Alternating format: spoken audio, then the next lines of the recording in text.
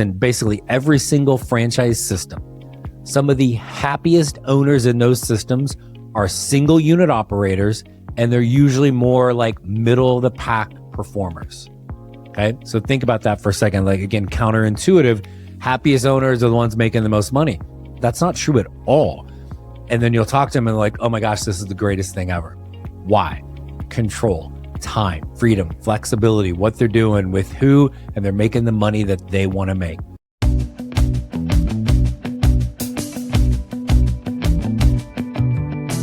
Hello, everyone, and thanks for tuning in to the latest edition of Fran Coach's Franchising 101 podcast.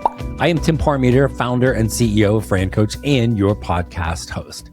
Today, we are going to be talking about a trend we are seeing in the franchise industry and why more and more people are exiting the corporate world in order to become franchise owners. There's one overarching reason that is always there, but there's something going on a little bit different now. And we are going to talk about that once we first give you a quick reminder of who we are at Fran Coach. Fran Coach is the premier franchise consulting firm. Our number one goal is to properly educate you on franchise ownership to determine if you should own one. And if so, we're going to help you find your absolute best fit.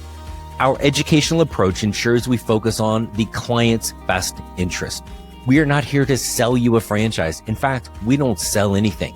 Finding the best franchise to own is an incredibly personalized and individualized process that can only work with a team of experts focused on what is truly most important. That's you. Fran Coach, our services are always 100% free to use, so reach out to our team. Click the QR code or find us at francoach.net. Now, let's get back to the show. All right, we are back on the Franchising 101 podcast, and today we are talking about why more and more people are exiting the corporate world to become a franchise owner. It is one of the things of franchising. I always feel like I got to kind of knock on some wood with this, but regardless of what's going on in the world, is it housing crisis? Is it a recession? Is it a pandemic? Is it other utter craziness that is going on in the world? Franchising is kind of like that little engine it just keeps on ticking, right? So many different cliches I can throw out here at once, but it just keeps going. Same thing with the job market, right? If it's everybody can get a job, does that hurt franchising? No, because people tend to know like that ain't gonna last, and they've got a stable job that they don't completely hate. But then now they're like, okay, now I'm going to look at franchising from a semi-absentee, from an additional revenue stream, because they know like that stuff's going to end in the corporate world. Or if people are having a really difficult and challenging time to find a job or a good job or whatever, then this becomes the alternative, right? And so the one thing, no matter what's going on in the world, the number one reason people become franchise owners is always the word control. Okay. Now, control over what? Well, the list is honestly pretty long, but if I ask that question of somebody, I know I'm going to hear roughly the same answer every single time. I want more control, and that control almost always starts with time.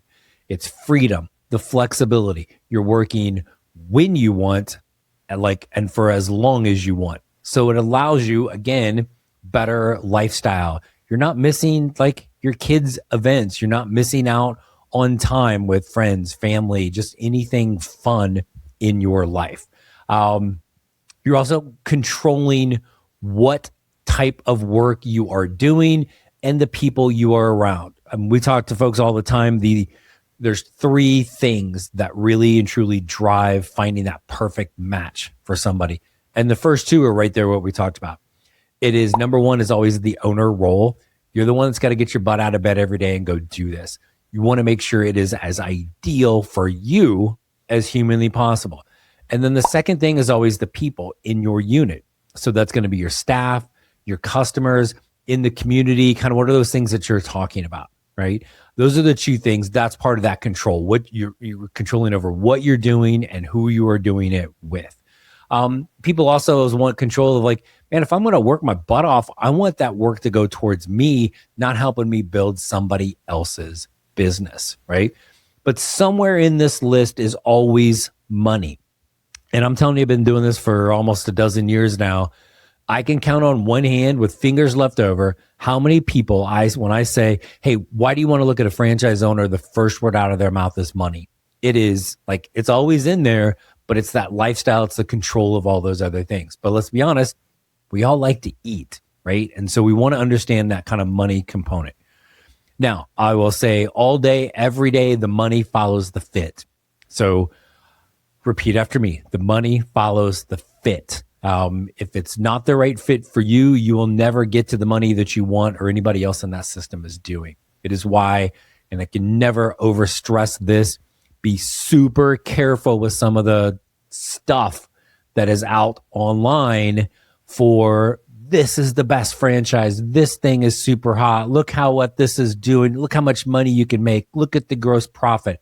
I'm telling you, when you hear that stuff, I'm not saying it's a red flag, but it is certainly yellow, and it's been yellow for a second, right? So proceed with caution in those situations because the money follows the fit.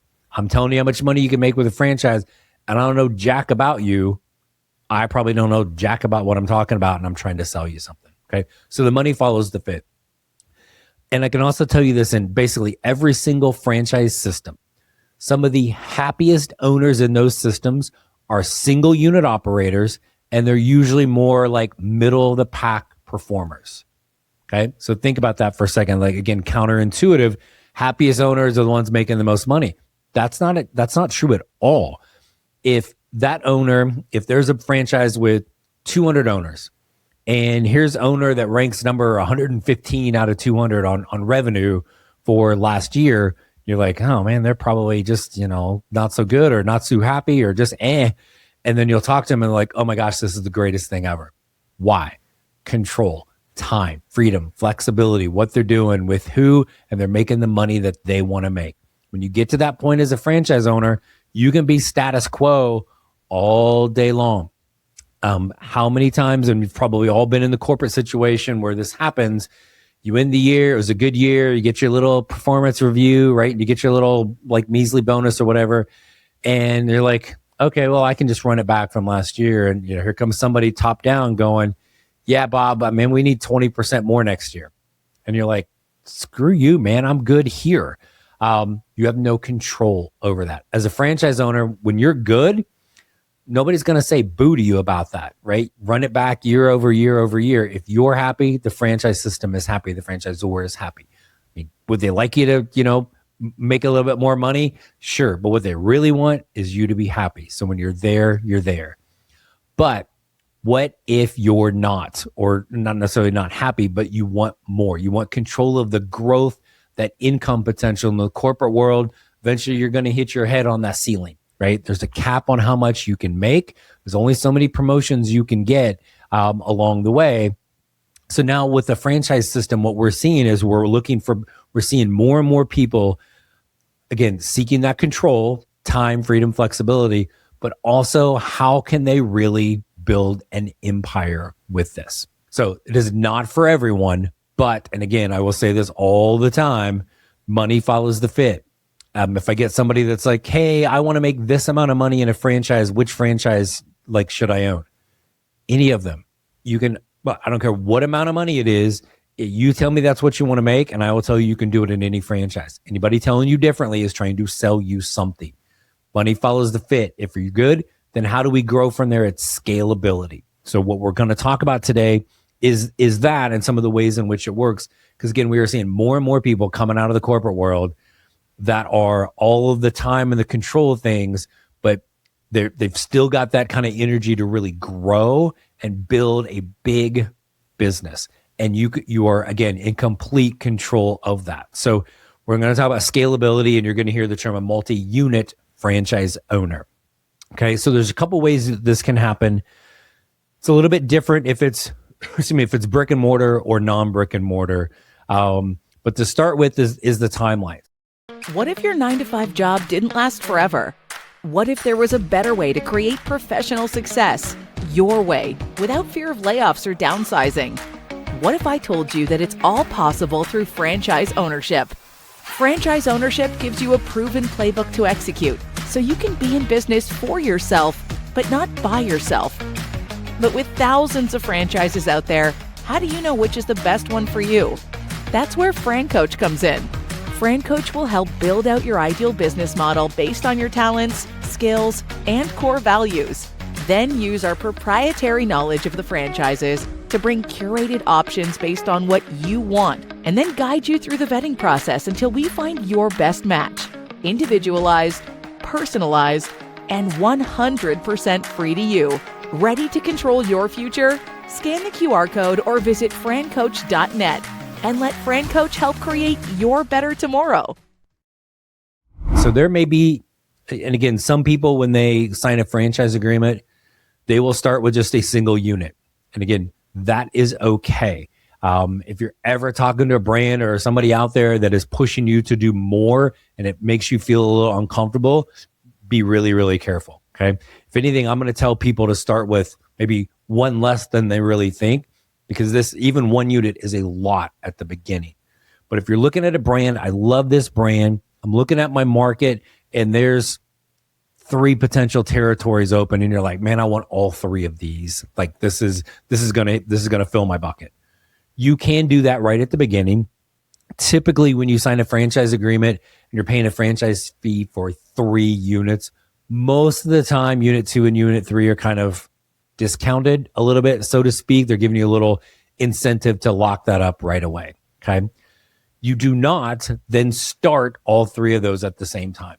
And again, you can, but it's really rare that that's the right fit. And so if it is a brick and mortar, it's significantly harder to do that, because now we got to build out 3 different locations all at the same time. That's an enormous feat. Typically, you're going to work to get the first one open, and then the franchise is going to work with you on kind of a timeline to get number 2 open, to get number 3 open. Okay.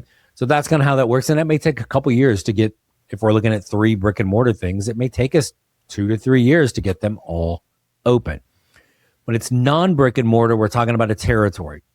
And so if I want 3 territories, it is a little easier to launch all 3 of those at the same time. I'm still going to be cautious of that. And there's still going to be a development timeline of here's territory number 1. This is where you're going to focus. We're going to give you a timeline to start operating in number 2 and number 3. The scalability is easier because you don't need physical locations typically in each of those. If it was, hey, we're going to have a small office, maybe like in a business park or something, we're going to kind of strategically locate that office to service all 3 territories, right? So again, usually faster to get them open. Again, I would still really tell you focus on that first one first and then be able to grow, okay? So you kind of get an opportunity to choose as available, how many do we want at the beginning, okay? Again, if you're getting pushed into more you're comfortable with, push back, call me, that stuff should not happen. If you are comfortable with, if you're kind of between, hey, maybe it's 2 or 3 or 3 or 5 or whatever, I am always going to encourage you to start with the lower number to be safe, to be secure, to make sure you are overcapitalized and really focused, okay? But whatever that number is, you can lock that up. Those are your territories. Even if you haven't built it out or got open yet, you own it. Nobody else can come in there, okay? So it's a great way to build scalability. You see the potential for 1. Now it's simply multiplying by how many we have, okay? Now let's say you're a franchise owner and you're up and operating and you're open for business. Then what? Well, you've got a couple options. If there are additional territories or locations around you, and down the road you want to be able to add into that, you absolutely can do that, right? I mean, let's be honest, you do run the risk that there's nothing else around you, okay? Could you expand somewhere else? Yes. Let's have a conversation first, because that's a whole different mindset of how we operate a business somewhere other than where we live. If you're in Phoenix, Arizona, and you've got territory over in, on the east side, and you're like, well, there's nothing else here. Maybe I'll go over to Glendale and Peoria. That's an hour away. Okay, that's not too bad. If you're going to say I'm in Arizona and I want the next one to be in Minnesota, there better be a reason for you to have that in Minnesota. You've got I don't know, you're from there, you got family, you got friends, you've got something that makes it so much easier for you to kind of be able to operate that. Not impossible otherwise, but things that we're always going to kind of have a conversation to make sure you're really set up for success with that. So you can definitely do that. The other thing that happens, and we just did an episode on this a few weeks ago about resales. Most resales in the franchise space never see the light of day to the general public.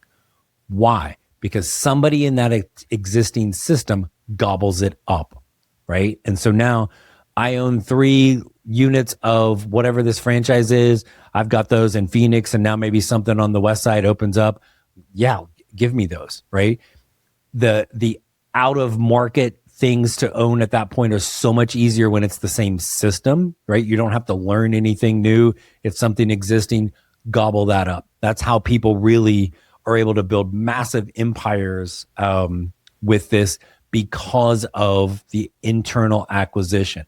Franchisor loves it when an existing owner is going to buy a resale, because that existing owner is already a proven entity. The franchise knows them. The franchisee knows the system. Goes so much better with this. Okay. So that's a piece. So again, that you can start with multiple units. You can add them after the fact. And once you're in the system, anything that pops up that is for sale, I mean, you are going to be first in line for that acquisition to, again, really build that empire. And you're in control of how many units you have and how that growth looks like. Okay. What if none of that is enough, right? Which sounds like it's quite a bit. If you've got, 3, 4, 5 units of something, and then we add something else over here, and then we get a couple acquisitions. We had clients a few years ago that had owned over 50 Taco Bells. Well, they started with 1, built out 4 brand new. The other, I think they had 52. The other 40, like 6 or 48 of those were acquisitions, internal acquisitions, right? So again, taking advantage of those opportunities once already in the system, right? But the other piece of being a multi-unit owner is you could be, I think I love little acronyms, but you can be a mumbo. It's not mumbo jumbo and a mumbo, multi-unit, multi-brand owner. So what's that mean? I own franchise number 1 over here. I've got however many units I want. I don't really have kind of ran out of room to grow. Again, maybe I'm all on the east side of Phoenix. I don't want to go to the west side, or the west side's owned or whatever. I want everything I own right here in the East Valley. Well, now what if we own another brand? So now we're a multi-unit, multi-brand owner. Again, complete control of what this empire is going to be built to. Could the next franchise be a complementary industry? Absolutely. Could it be something completely different? Yes. Are you initially in a system that has a family of brands, right? Usually those are kind of complementary, but you already know, how to use, you're not learning a new system. You already have all of the lingo and the systems and the people down. Now we add on, right? And so any of those are possibilities, but it gives you, dang near infinite potential and possibilities for you to grow this big empire. We were at, Danielle and I were at a conference that happens every year. It's called the Multi-Unit Franchise Conference. It is all for multi-unit franchise operators. And we've gone to any number of kind of franchise broker conferences. We've gone to the annual IFA every year. We've gone to a legal portion of this. Broker things, whatever. The IFA is kind of the same thing at this point. And there's an energy around them that honestly sometimes is a little borderline's a little bit negative. You get to the multi-unit franchise conference, and I will tell you, it is the biggest group of happy, positive people I have ever been around with anything, right? So why the difference? Broker conferences, when you go to the International Franchise Association conference, the majority of people there are employees. Even in franchising, you're an employee. There's a certain level of just suckiness and unhappiness that is with that. And the longer people stick in there, and you all know people like this, you may look in the mirror and feel it's like the negativity cycle is hard to break as an employee. And again, even in the franchising world, that can happen. These folks are still, almost everybody you talk to, from a franchise system, whether it's the dev person or everybody they're all employees, man, right? There's a little bit more of an entrepreneurial feel with that, but they're still working for the man, right? The multi-unit franchise conference, like happy, successful, positive people. The energy that they bring is just like, it's honestly for me, it's worth going to, because it was inspiring to see what these folks have built. And in some ways, almost like a little like, and I might have a little competitiveness, like, dang, I suck, man. Like I gotta step up my game. So cool to see these folks that have built, and like in every possible industry out there, multi-unit franchise owners. Many of them were or looking to become the mumbo, right? They're now looking for that next brand. And so when you think about that overall control of what this can be for you as a franchisee, yes, the time, the freedom, the flexibility, what you are doing and who you're with is top priority with this. But then the money, right? Again, we all want to make money from this as well. We like to eat, we like to do things. And you've got the ability to build it to whatever you want. Single unit, if that's your happy spot, man, you can just like, I was going to say mail it in, but not really mail it in, but you can just kind of build it and it's just going to keep running for you for as long as you want to have it. If you want more, it's multi-units, right? Again, retail, non-retail, it's the same thing. You can gobble up more at the beginning. Always be careful if somebody's trying to oversell you on that a little bit, but you can always do that. It does save you a little bit of money. It's not earth-shattering, but every buck counts, right? You can add units down the road, whether you start with 1 or 5 right off the bat. You can always add to it if that continues to spread your area. If it's in another part of the region or the country, that's okay too. But then you're in a system that will eventually have people that want to exit. Okay. Exit doesn't mean bad. Exit just means exit. That franchise needs somebody to come in, acquire that. You're in a great situation to do that. Okay. And then it's the multi-brand, right? Stack those things on top of each other. Again, complementary, not, we talked to a multi-unit, multi-brand of several food concepts at this conference. And again, thinking, oh, man, I need another food thing. We're like, well, what about some of the complementary things that can be out there? Does anybody clean your restaurants? Yeah, we have a company for that. What about the hoods and the grease traps and all that stuff? Yep, got a company for that. What about the bathrooms? Yep. What about windows? Yep. Like, why don't you own that? And it was like, oh, I didn't think of that, right? So again, it gives you all of those possibilities. And then the last piece of the control is now the exit strategy. Part of being a franchise owner, make all the money you can along the way. But when you're done, you have the ability to sell it. Again, opposite of the corporate world. Yep, I'm turning in my 2 weeks notice. I'm ready to resign this job. Yeah, and I'm going to find a buyer that's going to come in and buy it from. Like, no, right? Oh, I want to pass it on to my 24-year-old kid. No, they can't take over your vice president of ops job. No, with the business you can, right? All the money and then now cash out with this. But now if it's multi-unit, right, that's going to be a bigger ticket, probably even potentially even a bigger multiple. Now, what if for multi-unit, multi-brand? Maybe I want to sell this one off, or I want to sell these 3 locations off, but I want to keep these, right? You've made the money along the way. You've certainly got your money back at that point.